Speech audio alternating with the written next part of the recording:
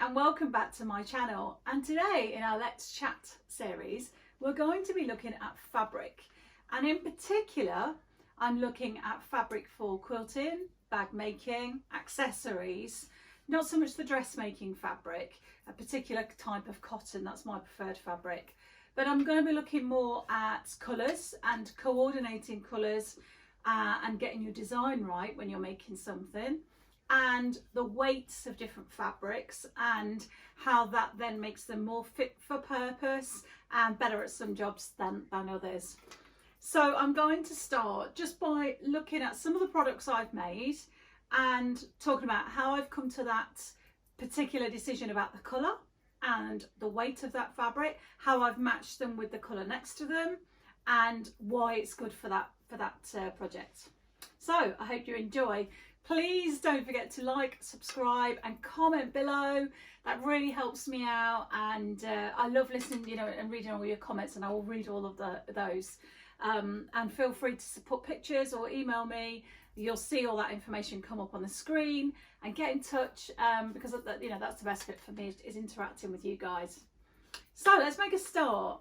Now I'm going to start with this canvas satchel bag. This is out of one of Debbie Shaw's books.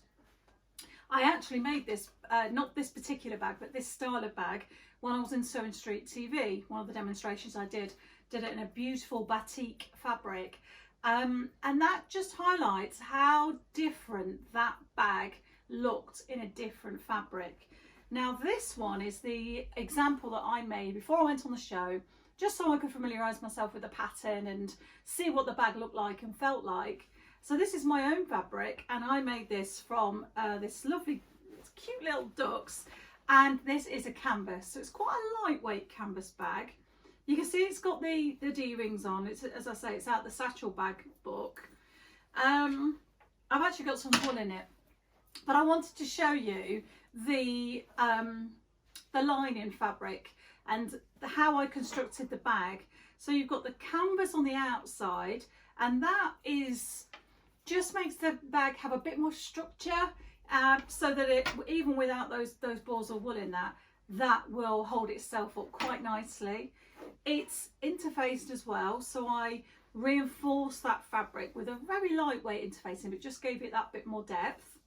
But you can see the inside, the lining, is just 100% cotton. I prefer 100% cotton to polycotton. The polycotton has got a polyester and cotton mix, and although that's very good and has its purpose and probably good for things particularly like bags, may even be a bit more hard wearing than the cotton, I just prefer, whatever I make, I like the 100% cotton best. That's personal preference. And you can see that I went for just a complete contrast. I think when you're using colours, you've got this, for me there's three different types of fabric. There's your main fabric, your main pattern or design, so in this case you've got these lovely ducks. Then you've got your blender or your mixer fabric, which is that coordinating or complete opposite and clashing colours, but that just really picks out some of the main colours that are in that main fabric. And then your other fabric, because I see them in threes, when you're making a project. So the other fabric in this bag is of course the strap, which is made of webbing, and it's this sort of creamy colour. So that then also picks up on the colour of the ducks, those neutrals, and it just mutes that tone, all those colours sort of blending together. And obviously the structure of that, with it being webbing, is strong. So again, in terms of being fit for purpose, for a handle for a bag, you obviously want that to be strong. What I particularly like, just while we're talking about design as well, is on this bag, it had the pocket at the side with some elastic through, so you can pop your keys and things in there, and then it's got this nice rectangle ring which reinforces the strength on the handle on the side of the bag, but it's also just a really nice design feature. And the bag, obviously, you can alter the length as well. So that's just talking a little bit about colours, fabrics, how I decided on the tones for that bag, and how that, what it looks like as a finished design. something in complete contrast to that, the thought process that went into that, is this Scrappy. It's a small table runner. And again, this was in preparation for my show recently on Sewing Street TV, where I was demonstrating the creative grids and the Scrappy grid. And the idea of that Scrappy grid is to use up your scraps. So that's exactly what I did to practice on that with that grid. And you can see, let's choose one that's quite obvious in the pattern. So let's just look at this particular square, because you can see these, they're all blocks. So we've got 2, 4, 6, 8 blocks in this table runner. And in each block, you've got the small 4-sided shape and the same shape, but just a bit bigger, the triangle, and then a 1, 2, 3, 4, 5 pentagon sided shape here, 5-sided shape in this one. And they all fit together, and the way the creative grids work, it allows for your seam allowance, stops you getting those dog ears at the end. It just really fits together nicely, really nice to work with. But you can see that every single block in this table runner is the same, and all I've done is just move it round by 90 degrees. So I use that block as my main sort of block. So on that one, it's at the top, then it's turned around to the bottom, then it's at the top, and then it's turned around to the bottom, and the same on this lower row as well. And I did that completely randomly. The only kind of rule I set myself was that I didn't want to have in one block. I made sure I got 4 different fabrics so that they weren't next to each other. And then when I was piecing those blocks together, I also made sure that they weren't next to the same fabric. But there's what, 4 or 5 different fabrics in there, just out of my scrap box. And I just thought that worked really well. And the binding I've used on there is a polka dot binding. And again, that just picks out that fabric, the polka dot cotton, but complements it nicely and sort of ties the whole design together. And then just a bit of echo quilting around the edge of those shapes on that particular piece. And I just think that's come out really well. As any scrap, when you're using your scraps up, that's the idea, isn't it? To use up that bag of bits and leftover material, and some of them are your favourites. And I don't know about you, but when I'm using my scraps, I can always remember what the items I made from it. So this purple animal print is, I made Maddie, the ragdoll, I made her dress, her blouse and her bag. So everything on there, I kind of relate to the actual item I made from it, even though they're just the scraps that were left. And you think about the size of that, that's only a small table runner, but those scraps would have just been wasted. So it's a really good use of those scrap fabrics. But is there such a thing as scrap fabric? No.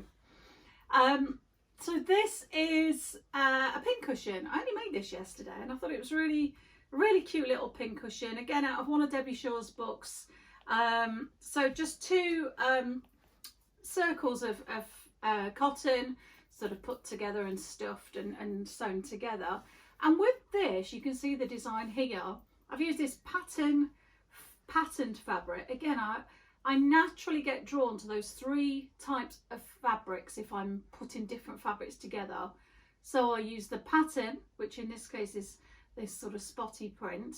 Then underneath, I've got for my main underneath, the next big piece of fabric is the red. So that really pops. So even though you don't see an awful lot of it, it's quite strong and frames the item. And then for the underneath of this top cushion, then I've just gone for the blender, the more plain of the fabrics, just to soften it. And then I've just used that lace to make those 2 sit nicely together, and then finish those off with a button. And again, the button is similar patterns, similar colours and tones to the actual product itself, and a finishing one on the bottom. And I just think when you're piecing things together and colour matching and coordinating, things like, those little accessories, whether it's beads or buttons, the cotton, I've used embroidery thread here, and it's the satin embroidery thread, so it gives a really nice shine, and just those little details can really make the difference between an item being, yeah, okay, that's nice, too. Oh, it's really good. And I like that wow kind of factor. So I've got some of the other products I've made here. So this one is a drawstring bag. And this is what, I mean, I love bag making. What I like about bags is you say to someone, oh, what's your favourite thing that you like to make? Someone asks. So I make bags. I like making bags. That is a bag and that is a bag. I've not got any bags anymore. Oh, I've got the tote bag. So this was my design actually that I took to Sewing Street when I won the competition. So this is my tote bag, but this is my mini version. This is for Rosie Rabbit here. So, oh, that's the wrong rabbit, because again, what I've done with the rabbits is coordinate their fabric. So Rosie is in a nice floral dress. This is the Tilda fabric, big bundle of it, all coordinating. The good thing about those is they all match anyway. They all just, is it Tilda or Moda? I need to double check that. I'll put that in the description below, the fabrics that I use for the rabbits. But they all match together, they all coordinate. So I did the dress in this floral blue in this case. The rabbit's just in plain grey cotton, again 100% cotton. Embroidered face, buttons for the eyes, and then the bag matches. She's wearing a nice little underwear set, so she's got some nice little French panties on, French knickers. They match her ears, and they also make yourself look tidy, Rosie. They also match the fabric on the handle. So, and the dress is coordinated with that centre panel of the bag. So that when, there's a couple of reasons why. I just think it's aesthetically pleasing. It looks really nice. When you put the, I've also put a coordinated pocket on the inside of the bag, a button on the front, and those details just make it look really, gives it a real professional look, especially if you're making these to gift to people. Or you're selling them on craft stores or something like that, really gives it that professional look. And then Rosie sits in the bag really comfortably and nicely, all coordinated together, and it's a set. And I've got 3 examples of Rosie Rabbit here, and you can see here behind me in the quilt here, this is a small picnic blanket just for the rabbits, so they sit around that and have a little picnic. And again, kind of scrappy. I haven't planned that too much. When I'm making something from scratch, I literally make something from scratch. So I've got an idea in my head of where I'm going with it. I knew I wanted to make a picnic blanket and I had an idea of size, and then I just start to cut some squares, piece them all together, and then just decide, oh, I'll have a bigger square in the middle. Oh, let's have 2 bigger squares. And I edged it with those smaller squares. And then just notice on this as well, this is bias binding as well, and just went for the red. So like with any border, it just has to pick out not all the colours that are in that quilt or picnic blanket in that case, just a pop, so it ties the design together. So going back to the drawstring bag here, this one is made of half square triangles. So this was from a charm pack actually. The greens and the peaches and the greys were from a 5-inch charm pack. So I cut from that some smaller squares, and then this is I used as my blender fabric, the grey polka dot. As you can see, it came in here with my scraps as well, and I used it for the lining. Polka dot is probably my my go-to lining, because it just blends with everything so well.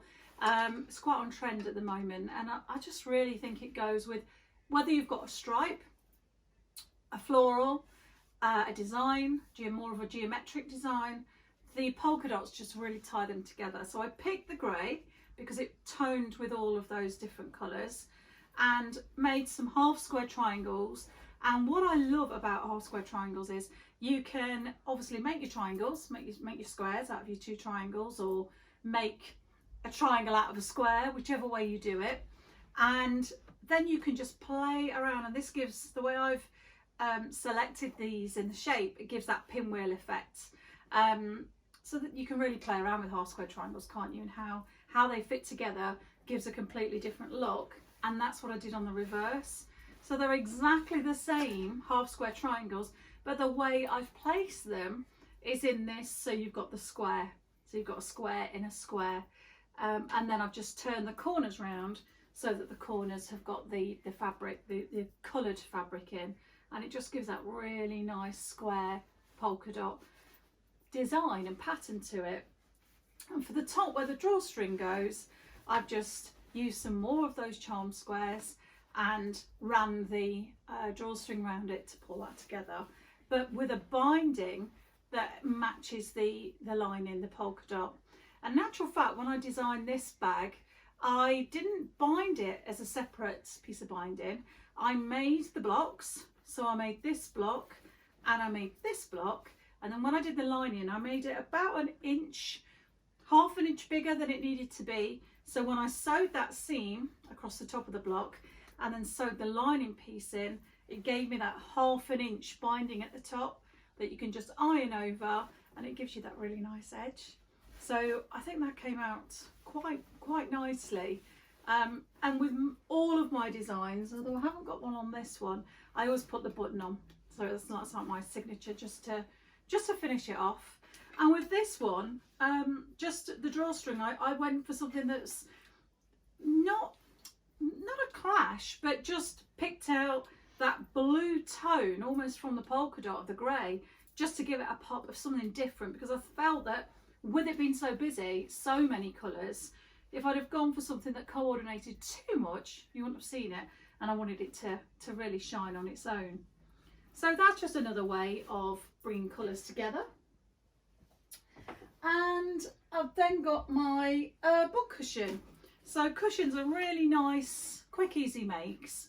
And this one, I have used 2 or 3 of different types of fabric, different effects that then all come together. So I'll talk through those. So again, 100% cotton, just the plain red that's really nice and soft, with a nice just off-white binding to make that a bit more structured on the top, so that you can put your books in, or we've started using this as to hold the remote control downstairs. Got 2 or 3 of them, and it's great.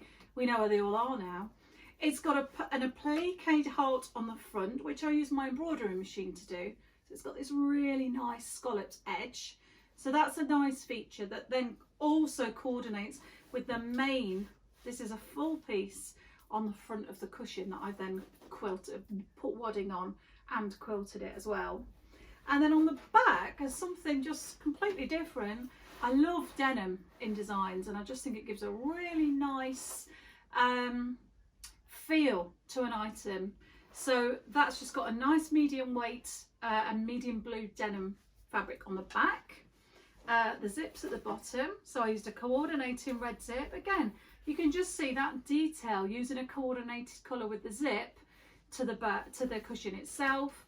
And then I've just gone round the edge with a little white pom-pom edging that just really sets it off. And when that's on the sofa downstairs, it just looks, it's a one-off. So it doesn't go with my other colours in the lounge, but it doesn't need to. It just sits on its own, and it's its own thing. And then if you want to use it as a book cushion or remote control, handy. And then the last thing I wanted to look at today, and I don't very often work with this as a product, is the faux leather. So there's not very much of it on this. This is a little makeup bag that I made, and this is faux leather in the white, and it's so nice. I mean, it's so soft. I'm not sure how much you can see on the screen, but it's not glossy, it's not plasticky, it's not hard.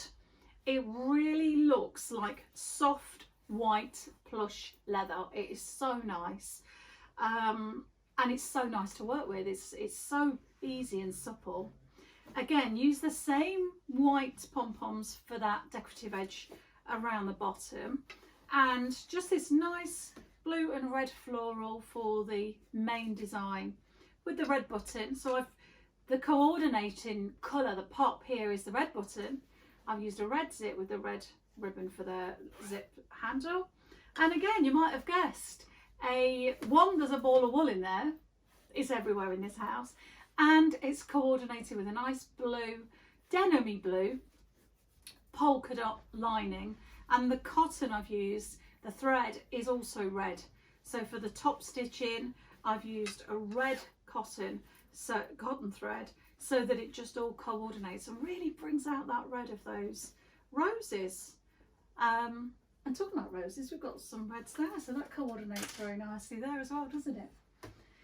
So that's just a very quick whistle-stop tour of some of the fabrics I like to use, why I choose them, how I coordinate them together, and making sure that your fabric is fit for purpose. This white faux leather works really well on a makeup bag, because if you're in a bathroom and if you go away for the weekend and you pop that on the side in the bathroom, it doesn't matter if it's wet because it's just faux leather, so it'll just wipe off. You're not getting the contents wet. So that's a nice feature on there. The canvas for the bag just gives it that bit more structure, because that bag will be, if you're wearing that with a denim jacket, it would rub against your jacket, but it being canvas, it just makes it that bit more hard wearing. So just a few things to think about when you're selecting patterns, selecting colours, and selecting the different weights of fabric and all the other accessories that you're using on your products, just to make them that bit special. And it personalises them as well and makes them yours, which I think is really important. The most important thing, of course, is just to enjoy your sewing, and that's what it's all about. And I just find that working with quality products really finishes them off and makes them really more special. So thank you for watching today. Again, don't forget to like, subscribe, press the bell, and then you can get notifications of when I'm doing my live chats and my Let's Chat series. And I'll see you soon. Thanks for watching. Bye.